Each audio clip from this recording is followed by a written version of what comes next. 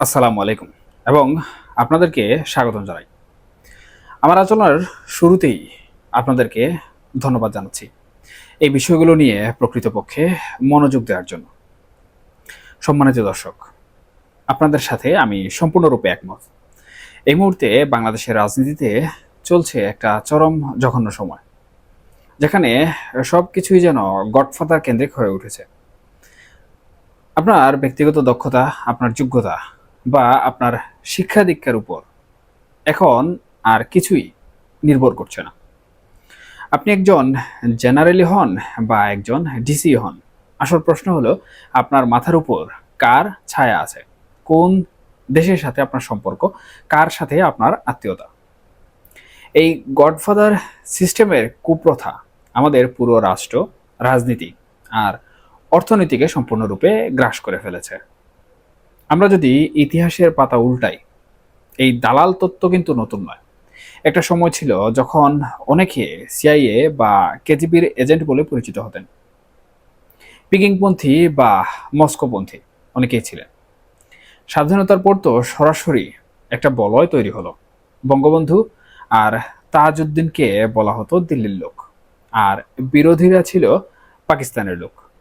তবে এই কূটনৈতিক খেলায় যিনি সবচেয়ে কৌশলী ছিলেন তিনি হলেন প্রেসিডেন্ট এরশাদ।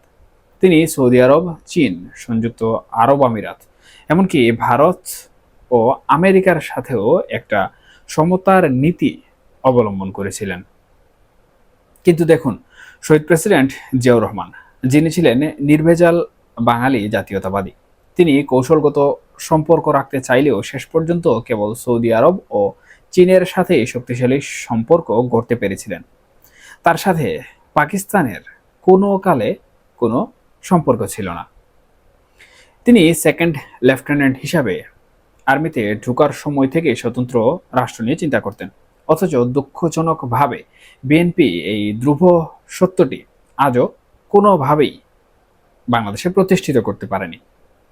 অপরদিকে কূটনৈতিক ব্যর্থতার দিক থেকে যদি বিএনপি এবং আওয়ামী লীগ উভয়কেই দেখি, তবে দুটো দলই কিন্তু রিমার্কেবল ব্যর্থতা দেখিয়েছে। খালেদা জিয়ার সরকার সুযোগ পেয়েও কোনো সম্পর্ককে ম্যাটেরিয়ালাইজড বা আপন করতে পারেনি। আর আওয়ামী লীগের কথা বলি, তাদের জন্য ভারত ছাড়া অন্য কোনো অপশন নেই। এই সম্পর্ক বঙ্গবন্ধুর জমানা থেকে চললেও এর মধ্যে কোনো আন্তরিকতা ছিল না। এটা পুরোপুরি একে অপরকে ব্যবহার করার একটা উদ্দেশ্য। সম্পর্কটা অনেকটাই সেই ব্রাহ্মণ কন্যার গল্পের মতো, যিনি নিম্নবর্ণের স্বামীকে ঘর করতে দিলেও হেসেলে কোনোভাবেই ঢুকতে দেননি।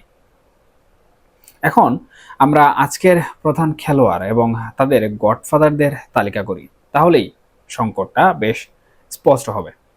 শেখ হাসিনা কিংবা আওয়ামী লীগ, তাদের মাথার উপর ভারত আছে।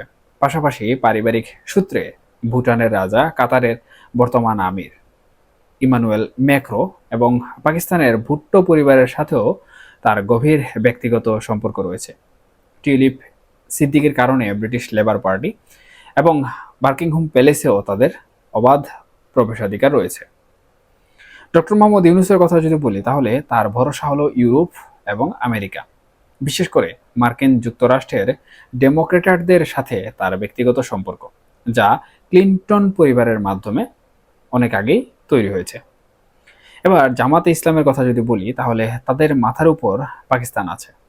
একই সাথে তুরস্ক এবং কূটনৈতিক চ্যানেলে সৌদি আরবের সাথেও তাদের শক্তিশালী সংযোগ রয়েছে।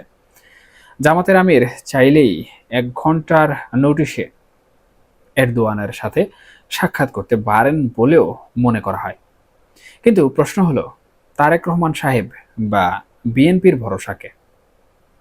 এটাই এই মুহূর্তে সবচেয়ে বড় সংকট। বিএনপির কূটনৈতিক তৎপরতা এখন কেবল শামা ওবায়দের আমেরিকান দূতাবাসের সঙ্গে বৈঠক বা ডক্টর মঈন খানের বাসায় রাষ্ট্রদূতদের দাওয়াত করার মধ্যেই সীমাবদ্ধ। শেখ হাসিনা, ডক্টর ইউনূস বা জামাতের আমিরের মতো 1-to-1 লেভেলে বা প্রেশার তৈরি করার মতো কোনো আন্তর্জাতিক কানেক্টিভিটি বা গডফাদার বিএনপির নেই বললেই চলে।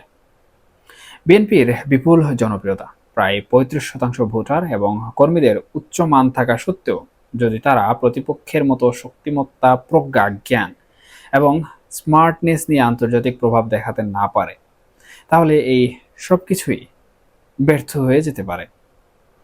একজন জেনারেলের যেমন সুন্দর সামরিক পোশাকে বেল্ট বা চেন না থাকলে তিনি তার বাহিনীর উপর আধিপত্য বিস্তার করতে পারেন না, রাজনৈতিক দলের ক্ষেত্রেও ঠিক তাই প্রয়োজন। যেখানে জামাতের আমির বা শেখ হাসিনা প্রতি মুহূর্তে তাদের আন্তর্জাতিক প্রভাব নিয়ে প্রতিপক্ষকে তছনছ করে দিচ্ছেন, সেখানে দলে দলে লোক শুধু মনোনয়ন পাওয়ার আশায় লন্ডনে যাচ্ছেন বলে শোনা যাচ্ছে। এমনকি যাদের ইউনিয়ন পরিষদের চেয়ারম্যান হওয়ারও যোগ্যতা নেই কথিত, তারাও নাকি মনোনয়নের জন্য যাচ্ছেন। এই কারণেই রাজনীতিতে একটা শূন্যতা অবস্থা বর্তমানে তৈরি হয়েছে। এই শূন্যতা আওয়ামী লীগ বা বিএনপির বিপুল জনপ্রিয়তাকেও কোনো কাজে আসতে দেবে না। এখন কথা হচ্ছে, আসন্ন জাতীয় সংসদ নির্বাচনে এই বিষয়গুলোর প্রভাব কেমন হতে পারে? আদৌ কি বিএনপি আন্তর্জাতিক যে রাজনীতি রয়েছে সেই আন্তর্জাতিক রাজনীতির মাঠে গডফাদার তৈরি করে টিকে থাকতে পারবে? এমন প্রশ্ন আসাটা স্বাভাবিক, কারণ আমরা ইতিমধ্যেই দেখেছি বাংলাদেশে যারা এই শক্তিশালী রাজনৈতিক ব্যক্তিবর্গ কিংবা শক্তিশালী রাজনৈতিক দল, তাদের প্রত্যেকের কিন্তু মাথার উপর কারো না কারো ছায়া রয়েছে, এবং সেই ছায়ার ফলস্বরূপ কিন্তু বাংলাদেশের রাজনীতির মধ্যে ব্যাপক পরিবর্তন আসে, সেই রাজনৈতিক দলের মধ্যে ব্যাপক পরিবর্তন আসে। এমনকি বাংলাদেশের যে রাজনীতি, সেই রাজনীতির পতন এবং উত্থান, একটি সরকারের পতন এবং উত্থান, একটি দলের পতন এবং উত্থান, এই সব কিছুর মধ্যে কিন্তু আন্তর্জাতিক যে খেলাধুলা রয়েছে সেই খেলাধুলা খুবই গুরুত্বপূর্ণ ভূমিকা পালন করে, এবং সেটি সূক্ষ্ম থেকে অতি সূক্ষ্ম।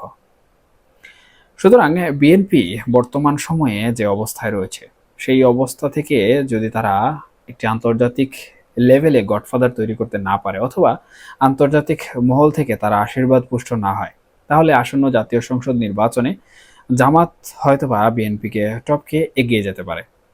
তবে এখানে আওয়ামী লীগের প্রসঙ্গ বাদ দেওয়া যাবে না, কারণ আওয়ামী লীগ যদিও রাজনীতির মাঠে নেই, তবুও আন্তর্জাতিক মহলে আওয়ামী লীগের যে লবিং তদবির রয়েছে, সেই লবিং তদবির কিন্তু ব্যাপক হারে চলমান রয়েছে, এবং সেই লবিং তদবিরের বদৌলতে আমরা কিন্তু বাংলাদেশের রাজনীতির মধ্যে ব্যাপক পরিবর্তনও মাঝে মধ্যে দেখতে পাই। হয়তো কেউ কেউ এটাকে বুঝে উঠতে পারেন, আবার কেউ কেউ বুঝে উঠতে পারেন না।